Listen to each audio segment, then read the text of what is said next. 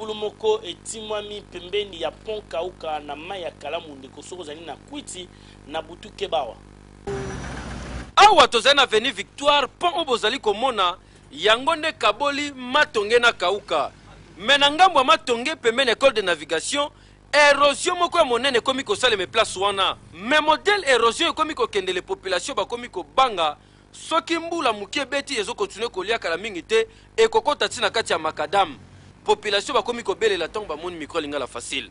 Siko bakonzi tolingi nde solution za matombula beti kote oyo érosion ezalaki ya mukie ekomi ebele bama ezokota mpe na bapale libulu bato bakoma bwaka bamatiti solo koma kuapeshe bato bangubi kosangana te yango ngana opesela kaka concernant mwa érosion oyo ebanda nango mukie ebanda eba mukie kaka batracteur oyo ezoya kobimisa zelo yango mte esala mabulu ti kala te ekopasola makadam.